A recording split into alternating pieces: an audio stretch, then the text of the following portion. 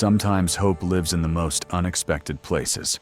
A display window on Fifth Avenue, a pair of red sneakers that cost more than a month's shelter fees, and a 17-year-old girl who didn't know that the man watching her from across the street would change everything. What started as a quiet moment of longing would transform into something that millions of people would never forget. This is the true story of Maya Torres and the billionaire who refused to look away. Before we continue, let us know in the comments where you're watching from. We'd love to hear from you, and if you're new here, click the subscribe button so you never miss any of our upcoming videos. Manhattan, New York, October 2024. The evening rush swallowed the streets whole as thousands of people hurried past each other without making eye contact. Nobody had time to notice. Nobody had time to care. But on the corner of Fifth Avenue and 52nd Street, one girl stood perfectly still. Her name was Maya Torres, 17 years old, homeless for 8 months. She wore a faded blue jacket 3 sizes too big, donated from a shelter on the Lower East Side. Her sneakers were held together with duct tape, and when it rained, her socks stayed wet for days. But tonight, she wasn't thinking about any of that. She was staring through the window of an athletic store at a pair of red running shoes displayed on a white pedestal under perfect lighting. They weren't fancy. They weren't covered in diamonds, or made by some designer she'd never heard of. They were just running shoes. But to Maya, they represented something she hadn't felt in a very long time. Possibility. The chance to run without pain. The chance to walk into a job interview without people staring at her feet. The chance to feel normal, even just for a day. She pressed her fingertips against the cold glass, imagining what it would feel like to lace them up. A security guard inside the store noticed her and moved closer to the door, his hand resting on his radio. Maya saw him. She always noticed when people noticed her. She stepped back from the window, pulling her hood up over her tangled hair, and turned to walk away. That's when she felt someone watching her, not the judgmental stare she'd grown used to. Something different. Something that made her stop and glance over her shoulder. Across the street, leaning against a parked car, stood a man in an expensive suit. His arms were crossed. His expression was unreadable, and he was looking directly at her. Maya's stomach tightened. She'd learned to be careful around men who paid too much attention. She quickened her pace and disappeared into the crowd, her heart pounding in her chest. The man in the suit didn't follow her. He stood there for a long moment, staring at the space where Maya had been standing, then at the red shoes in the window. His name was Jonathan Chen, 42 years old. CEO of a tech company worth $3 billion. He'd grown up in Queens, the son of immigrants who worked 18-hour days just to keep the lights on. He remembered what it felt like to stand outside stores, looking at things he couldn't have. He remembered the shame of wearing shoes with holes in them to school. He remembered the way teachers looked at him when his stomach growled during class. Most people who make it out of poverty try to forget where they came from. Jonathan never could. That's why he noticed Maya. That's why, instead of getting into his car and going home to his penthouse, he walked into the athletic store and bought the red shoes. Then he did something most billionaires would never think to do. He waited. For 3 nights, Jonathan came back to that corner at the same time, waiting to see if the girl would return. On the 4th night, she did. Maya stood in front of the window again, her hands shoved deep into her pockets. The shoes were still there, glowing under the lights like a promise she couldn't keep. This time, Jonathan didn't watch from across the street. He walked right up to her and stood beside her, looking at the same shoes. Maya tensed immediately, ready to run. "They're nice shoes," Jonathan said quietly. His voice was calm, non-threatening. Maya didn't respond. She'd learned not to engage with strangers. "I used to stand outside stores like this when I was your age," Jonathan continued, still looking at the window. There was this jacket I wanted, blue with orange lining. I'd walk by that store every single day just to look at it. Never bought it, though. By the time I had the money, they didn't make it anymore. Maya glanced at him sideways. He wasn't looking at her.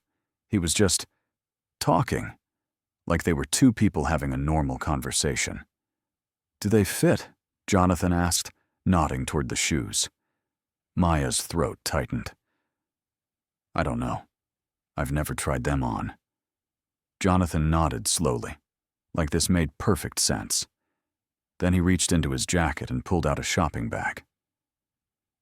The same brand as the store. He held it out to her. "These are for you." Maya stared at the bag as it might explode. "What? The shoes? They're yours? I bought them a few days ago. Size 7, right?" Maya's eyes widened. How did he know her size? Jonathan smiled gently. "You were standing close enough to the window that I could see your reflection on the glass. I've been waiting for you to come back." Maya's hands trembled as she took the bag.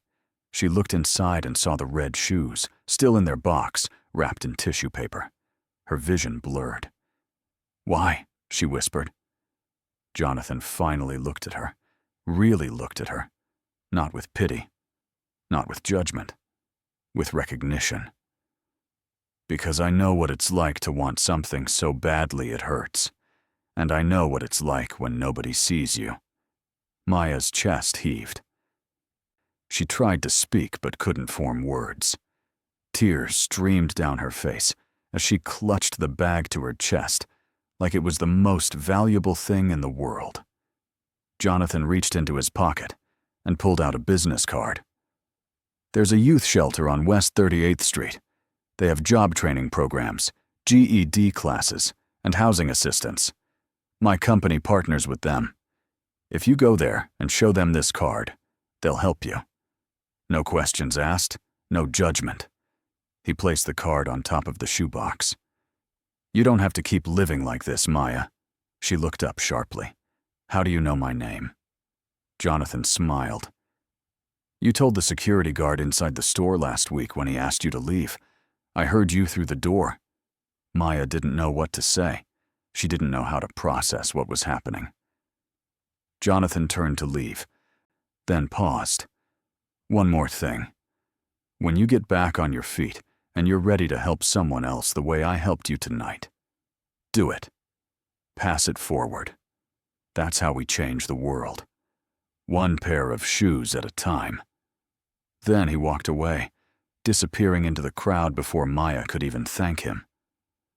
Maya sat on a bench in Central Park as the sun came up, the shoebox resting on her lap. She hadn't opened it yet. Part of her was terrified that if she did, she'd wake up and realize the whole thing had been a dream. But it wasn't a dream. The shoes were real. The business card was real. And for the first time in 8 months, Maya felt something she thought she'd lost forever. Hope. She opened the box, slowly, carefully, like she was handling something sacred. The shoes were even more beautiful up close. Bright red with white accents. Perfectly clean, untouched by the streets that had worn her down for so long. She slipped off her duct-taped sneakers and put on the new ones. They fit perfectly. Maya stood up and took a few steps, then a few more. Then she started walking faster. And then, without even realizing what she was doing, she started running. She ran through the park with tears streaming down her face, feeling the ground beneath her feet in a way she hadn't felt in years. No pain, no blisters, no fear that her shoes would fall apart with every step. Just freedom. When she finally stopped, gasping for breath, she pulled out the business card Jonathan had given her. West 38th Street Youth Center. She'd walked past it before, but never went inside. Shelters made her nervous. Too many rules. Too many questions. Too many people looked at her like she was broken. But something about the way Jonathan talked about this place made it feel different. Like maybe, just maybe, it was a place where someone would actually see her. Maya folded the card carefully and put it back in her pocket. Then she started walking toward West 38th Street. If this part is making sense, drop a comment with, "I'm still here." Let's see who's really watching to this point. The West 38th Street Youth Center didn't look like much from the outside. Just a plain brick building sandwiched between a laundromat and a bodega. But when Maya walked through the door, holding Jonathan's business card in her hand, she was greeted by something she hadn't experienced in a very long time. Warmth. A woman in her 50s, with kind eyes and a gentle smile, approached her. "Hi, sweetheart. Are you looking for help?" Maya hesitated. Then she held out the business card. The woman's eyes widened slightly when she saw Jonathan Chen's name printed at the bottom. "Come with me," she said softly. "Let's get you set up." Over the next few weeks, Maya's life began to change in ways she never thought possible. The center helped her enroll in a GED program. They connected her with a counselor who helped her process the trauma of losing her mother to cancer and ending up on the streets. They gave her a bed in their transitional housing program, which meant she had a safe place to sleep every night. And most importantly, they treated her like a human being, not a problem to be solved, not a statistic, just a 17-year-old girl who deserved a chance. Maya wore her red shoes every single day. They became a symbol of the moment her life started turning around. Whenever she felt discouraged, whenever the fear crept back in that she'd end up back on the streets, she'd look down at her shoes and remember the man who saw her when no one else did. 3 months later, Maya graduated from the GED program at the top of her class. She got a part-time job at a coffee shop near the youth center. She started saving money. She started dreaming again.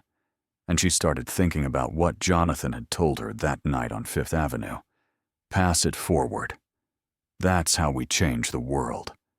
6 months after that night on Fifth Avenue, Maya was scrolling through social media when she saw a post that made her stop breathing. It was a photo of Jonathan Chen standing in front of his company's headquarters, holding a press conference. The headline read, "Billionaire CEO launches $50 million initiative to end youth homelessness." Maya clicked on the video. Jonathan was speaking to a crowd of reporters, his voice steady and passionate. "6 months ago, I met a young woman standing outside a store window, looking at a pair of shoes she couldn't afford. She didn't know I was watching her. She didn't know that seeing her standing there, alone and invisible to everyone walking past, would change the way I think about success." He paused, his jaw tightening with emotion. "I've spent my entire career building companies and making money. And somewhere along the way, I forgot what it felt like to be that kid from Queens who didn't have enough. I forgot what it's like to be invisible. Meeting that young woman reminded me. And it made me realize that if I have the resources to help, I have the responsibility to act." The camera flashed as reporters scribbled notes. "Today, I'm announcing the launch of the Second Chance Initiative, a $50 million fund dedicated to ending youth homelessness in New York City. We're partnering with shelters, job training programs, and mental health services to provide comprehensive support to young people who've been forgotten by the system. Because no kid should have to stand outside a window wishing for something as basic as a decent pair of shoes." The video ended with thunderous applause. Maya sat frozen on her bed, tears streaming down her face. He'd done this because of her, because of that one night, because he refused to look away. She grabbed her phone and typed out a message on social media, her hands shaking. "6 months ago, I was homeless and standing outside a store, staring at shoes I couldn't afford. A stranger bought them for me and gave me a business card that changed my life. That stranger was Jonathan Chen. Because of him, I have a home, I have a job, I have a future.